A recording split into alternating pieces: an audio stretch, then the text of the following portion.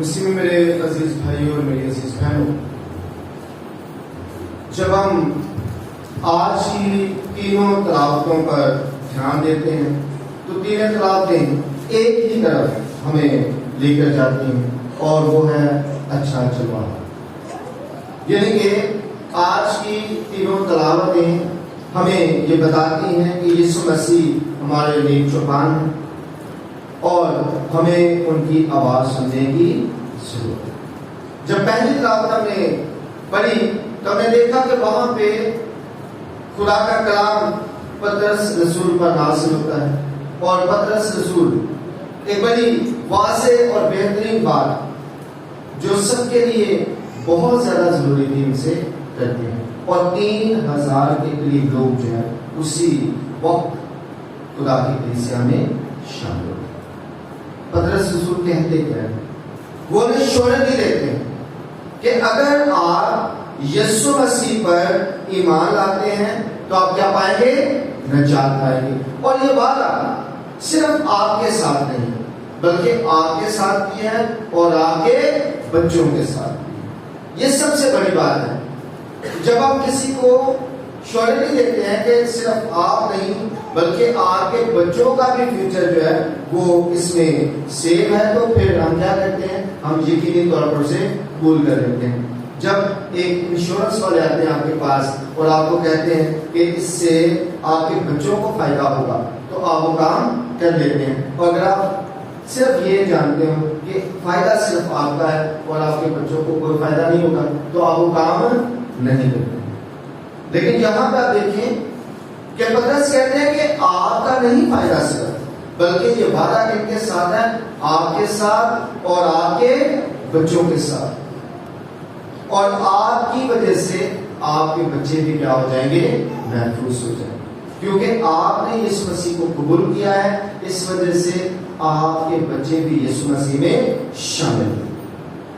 اور چونکہ یہ بات ان سے کی جاتی ہے تو تمام لوگوں کو اس بات کی سمجھ آتی ہے کہ ہماری سیفٹی جو ہے وہ اسی میں ہے کہ ہم یسوع مسیح کو کیا کر لیں؟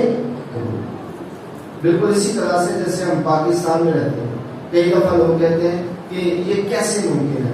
تو ہم پاکستان میں رہتے ہیں، اب یہاں پہ یہ جو بچے ہیں میرے خیال میں ان میں سے کسی نے کوئی قرض نہیں لیا، لیا نہیں لیا۔ قرض کیوں نے لیا؟ حکومت نے، اور ہو سکتا ہے جو ابھی ریسنٹ حکومت ہو اس نے بھی نہ لیا، ان سے پہلے والوں نے لیا۔ لیکن کیا ہوتا یہ ہے کہ قرض چاہے جس نے مرضی لیا ہے لیکن اس کا اثر کس پہ ہوگا؟ تمام قوم پر اور بچوں پر بھی۔ بچوں کو ہم باہر نہیں نکال سکتے، ہم یہ نہیں کہہ سکتے کہ اس کا اثر جو ہے بڑوں پر تو ہے لیکن بچوں پر نہیں ہے، بلکہ کیا ہے کہ ہماری جو قوم ہے آنے والے بچے جو ہیں وہ بھی مقروض ہی پیدا ہو، اس لیے کیونکہ بڑوں نے قرض لیا اور ہماری اولادوں پر وہ قرض آیا۔ ایسے ہی حضرت آدم نے گناہ کیا اور آدم کا گناہ تمام نسلوں پر، اور ہر پیدا ہونے والا بچہ جو ہے وہ کس میں پیدا ہوتا تھا؟ گناہ میں۔ اور حضرت داؤد کہتے ہیں مجھے گناہ میں میری ماں نے پیدا کیا۔ لیکن جو ہی یسوع مسیح آتے ہیں تو پطرس ہمیں بتاتے ہیں کہ یسوع مسیح جو ہی آتے ہیں تو جس طرح سے آدم میں جتنے بھی پیدا ہوئے وہ تمام کے تمام گناہ کے تحت پیدا ہوئے، ایسے ہی جو یسوع مسیح میں ہیں وہ تمام کے تمام کس میں پیدا ہوتے ہیں؟ نجات میں پیدا ہوتے ہیں۔ اور جو ہی وہ نجات میں پیدا ہوتے ہیں تو ان کی نسلیں بھی کس میں پیدا ہوتی ہیں؟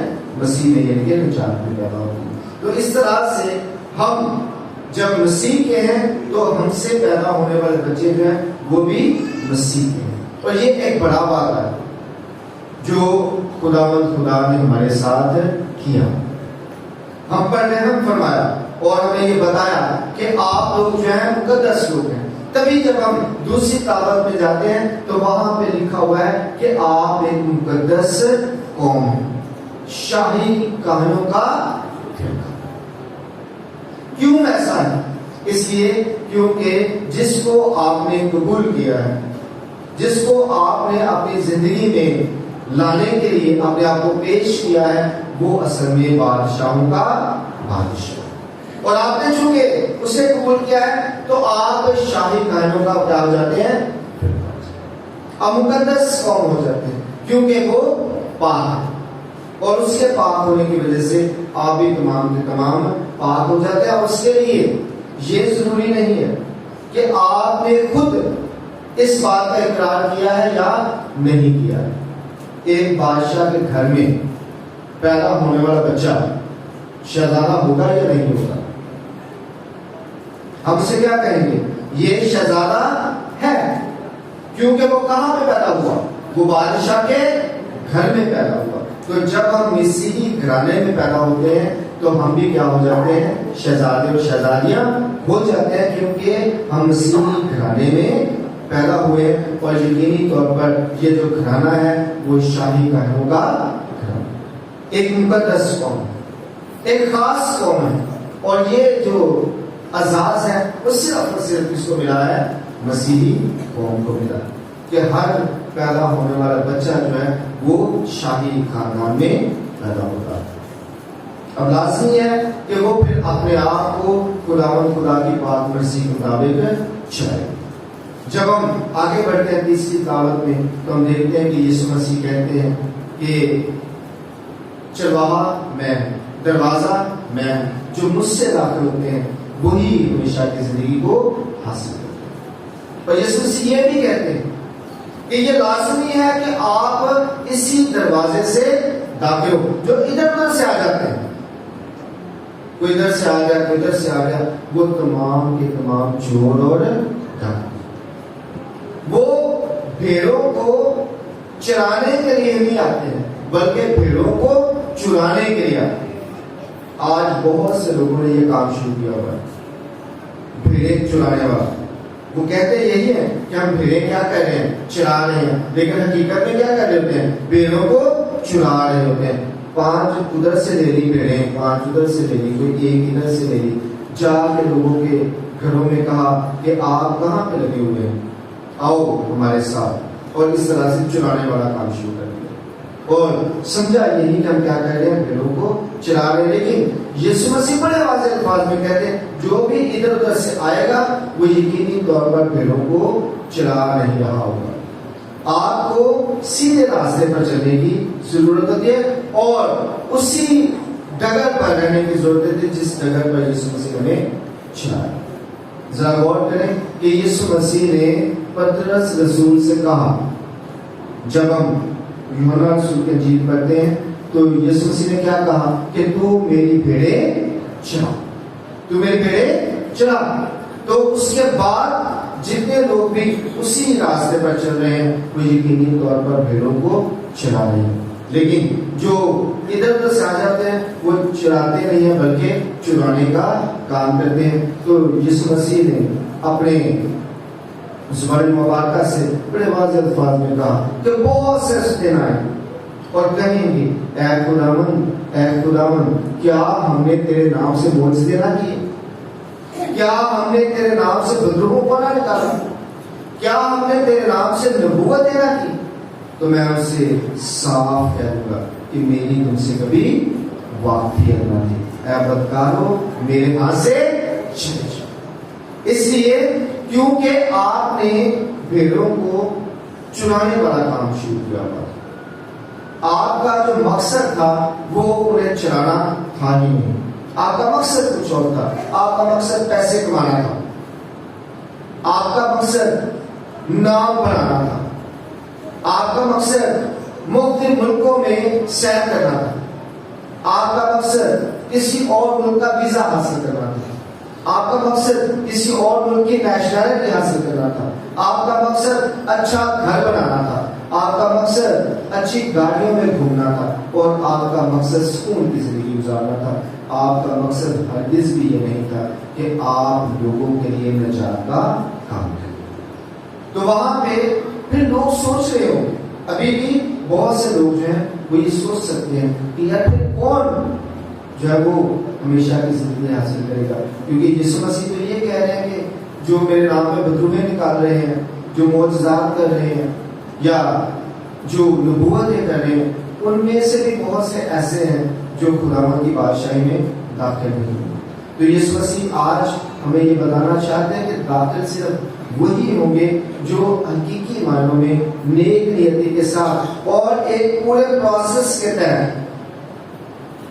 ایک لائنش کے مطابق جو ہے وہ کام کر رہے ہوں، جو حقیقی معنوں میں اسی پیٹرن پہ خداوند کی خدمت کریں گے جس پیٹرن پہ انہیں کہا گیا تھا۔ یعنی کہ آبائی جو قوانین ہیں اور جو عقائد ہیں اور جو چرچ ہے اسی کے مطابق جو کام کر رہے ہوں گے، وہ یقینی طور پر خدا کی برکتیں جو ہیں آگے ٹرانسفر کر رہے ہوں گے۔ کیونکہ آج کے دور میں یہ بڑا مشکل ہے، ابلیس بڑا ایکٹیو، بہت ہی زیادہ ایکٹیو، وہ خود ہی بڑے کام کر لیتا ہے کیونکہ اس سے بڑے اختیارات، بہت زیادہ اختیارات۔ اگر آپ ابلیس کے متعلق پڑھیں تو اس کے متعلق خدا یہ کہتا ہے کہ آپ تو صبح کے ستارے ہیں۔ اس کے متعلق خدا جو بہت بڑی بڑی باتیں کرتا ہے، اور سب سے افضل ترین ابلیس کو جو ہے وہ ظاہر کیا جاتا ہے اگر آپ حزقیل کی کتابیں پڑھیں۔ لیکن اتنا زیادہ ابلیس کو جو ہے وہ بڑھا چڑھا کے پیش کیا جاتا ہے کیونکہ وہ خدا کا بہت بڑا رشتہ ہے، تو اس کے پاس اختیارات ہیں۔ یسوع مسیح بھی چیلنج نہیں کرتے ہیں جب ابلیس کہتا ہے کہ میں تجھے یہ سارا کچھ دے دوں گا، تو یسوع مسیح یہ نہیں کہتے ہیں کہ تیرے پاس تو اختیار ہی نہیں، بلکہ یسوع مسیح اس کے اختیار کو قبول کرتے ہیں اور صرف اسے یہ کہتے ہیں کہ لکھا ہے کہ تو خداوند اپنے خدا کو سجدہ کرے، اس کے اختیار کو چیلنج نہیں کرتے۔ اس کا مطلب ہے کہ اس کے پاس بہت زیادہ اختیار ہے، ابھی بھی وہ بدروحوں کو بھی نکالتا ہے، اپنے ہی لوگوں کو، ابھی بھی وہ بیماروں کو بھی شفا دیتا ہے، ابھی بھی وہ بے اولادوں کو اولاد بھی دیتا ہے۔ لیکن وہ چاہتا یہ ہے کہ ڈائریکٹ یہ کام نہ کیا جائے بلکہ مسیحوں کے ذریعے کیا جائے، تاکہ یہ گمراہ، تاکہ یہ سیدھی لائن پہ نہ آ سکے، تاکہ ان کا ایمان خراب ہو، اور اس روز جب یہ خداوند خدا کے پاس جائیں، جب ان کا سامنا ہو تو پھر جا کے بات ہو کہ میں نے تو بدروحوں کو نکالا، تو یسوع مسیح نے میری تو تمہارے ساتھ واقفیت نہیں تھی، تم نے بدروحوں کو نکالا لیکن ابلیس کی مدد سے، کیونکہ آپ کے کام جو ہیں وہ ابلیس کی مرضی کے مطابق ہے۔ وہ کیا چاہتا ہے؟ جو تم نے سب سے بڑا ہونا چاہے وہ تمہارا کیا بنے؟ کیا بنے؟ خادم۔ ابلیس کیا چاہتا ہے؟ نہیں، خادم بھی بننا، آپ نے آفیسر کی طرح چلنا ہے، افسر۔ بائبل آپ کی کسی نے اٹھائی ہو، بیگ آپ کا کسی نے اٹھایا ہو، 4 بندے آگے چل رہے ہو، 4 بندے پیچھے چل رہے ہو، آپ درمیان میں افسروں کی طرح چل رہے ہو، یہ ابلیس چاہتا ہے، خدا نہیں چاہتا۔ خدا آپ کو کیا کہتا ہے کہ جو تمہیں بڑا ہونا چاہے وہ تمہارا کیا بن جائے؟ خادم بن جائے۔ لیکن ابلیس کہتا ہے نہیں، دیکھو خدا نے تمہیں عزت دی ہے، خدا نے تمہیں شان دی ہے، تو تم کیا کر رہے ہو؟ مسے سے کم، تمہاری گاڑی ایسے جا رہی ہو، 2-4 باڈی گارڈ ادھر چل رہے ہو، مسا ہے پتا چلے کہ جناب آپ خادم چل رہے ہیں۔ تو ابلیس کیا کرتا ہے؟ ابلیس آپ کو گمراہ کرتا ہے، ابلیس آپ کو غلط ٹریک پر لے کے جاتا ہے، وہ آپ کے اندر غلط چیزوں کو پیدا کرتا ہے، اور عام انسان کے اندر بھی ایسا ہی ہے۔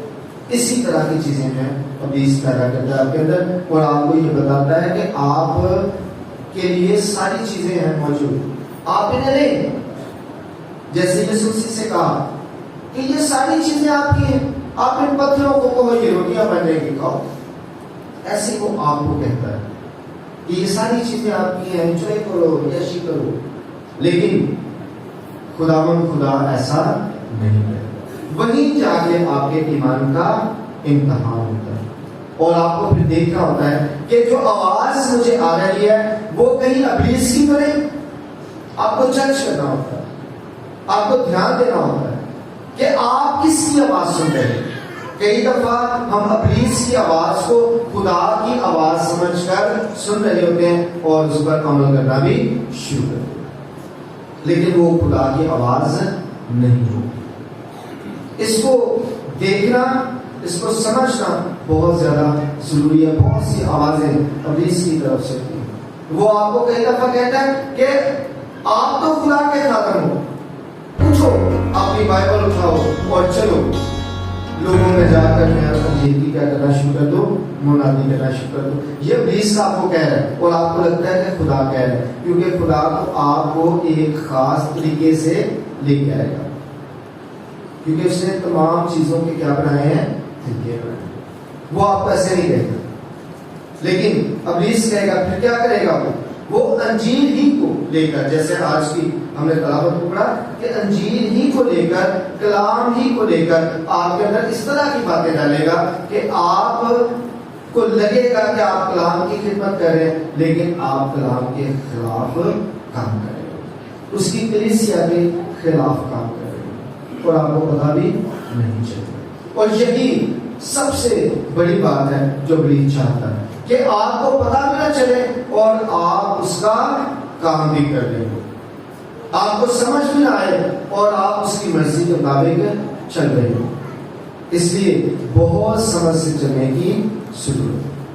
ہمیں سانپوں کی مانند ہوشیار اور کبوتر کی مانند بھولے ہونے کی ضرورت ہے، یعنی کہ پوری ہوشیاری کے ساتھ ہمیں پتا ہو کہ یہ پیغام ابلیس سے آیا ہے یا خدا سے آیا ہے، یہ ابلیس چاہتا ہے یا خدا چاہتا ہے۔ تو خدا کرے کہ ہم اس بات کو سمجھتے ہوئے خدا کی پاک مرضی کو پہچانے، اس کی پاک مرضی کو جانے اور سیدھے راستے پر چلتے ہوئے اس کی پاک برکتوں کو حاصل کرتے جائیں۔